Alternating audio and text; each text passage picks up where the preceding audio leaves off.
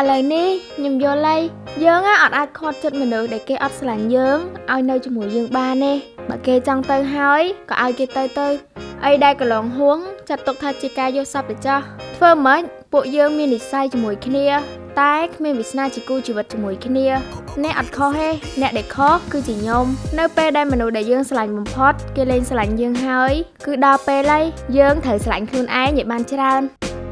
មិនដែរបងប្អូនទាំងអស់គ្នាបន្ទាប់ពីបានទស្សនាវីដេអូមួយនេះហើយតាមពិតទៅវីដេអូនេះធ្វើឡើងគឺគ្រាន់តែចង់លើកទឹកចិត្តដល់អ្នកដែលគាត់បាក់ទឹកចិត្តឬក៏ខូចចិត្តរឿងស្នេហាជាពិសេសគឺស្រីៗនឹងហ្មងអញ្ចឹងឥឡូវខ្ញុំអត់ចង់វែងឆ្ងាយទេខ្ញុំចង់ឲ្យអ្នកទាំងអស់គ្នាមកមើលវីដេអូឬក៏វិធីងាយៗក្នុងការចំអិនមីកុកហារ៉ាមយ៉នមួយខ្ញុំទាំងអស់គ្នា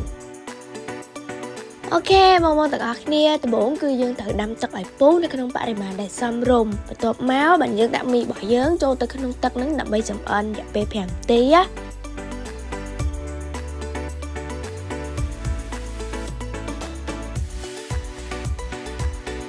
ហើយយើងចាំឲ្យមីរបស់យើងរីកហើយយើងស្រង់មីរបស់យើងដាក់នៅក្នុងចានចេះមកបន្ទាប់មកទៀតយើងចាក់ទឹកស៊ុសដែលមាននៅក្នុងកញ្ចប់មីរបស់យើងស្រាប់ហ្នឹងលាយច្បល់មីរបស់យើងចូលគ្នាឲ្យចូលជាតិ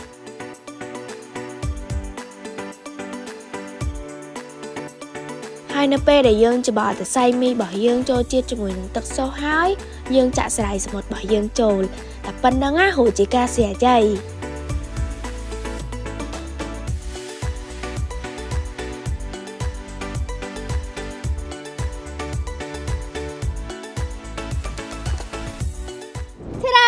ទាំងអស់គ្នាសម្រាប់មីកុកហារ៉ាមយ៉ននេះគឺរសជាតិសាច់មាន់ហើយមាន2កម្រិតសម្រាប់កញ្ចប់ពណ៌ខ្មៅនេះគឺរសជាតិដើមហឹរហើយសម្រាប់កញ្ចប់ពណ៌ក្រហមគឺរសជាតិហឹរខ្លាំងគុណនឹង2អញ្ចឹងសម្រាប់អ្នកចូលចិត្តហឹរអី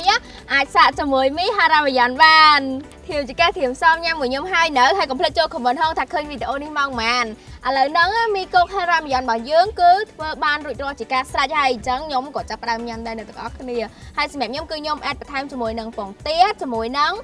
ប្រហិតអញ្ចឹងបើសិនជាបងប្អូនទាំងអស់គ្នាចង់អេដអីបន្ថែមទៀតក៏បានដែរអញ្ចឹងឥឡូវយើងញ៉ាំណា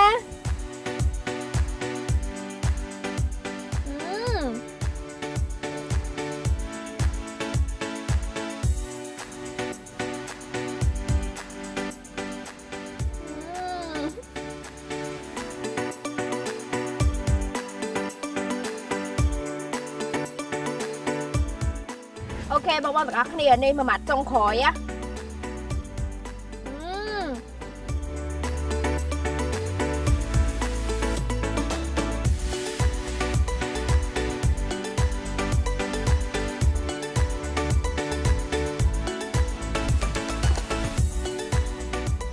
បងប្អូនដែលរកទិញមីកុកហារ៉ាមយ៉នអាចរកទិញបានតាមបណ្ដាផ្សារទំនើបនានាដែលនៅជិតផ្ទះរបស់បងប្អូនទាំងអស់គ្នាឬក៏ទំនាក់ទំនងបានតាមរយៈលេខទូរស័ព្ទ086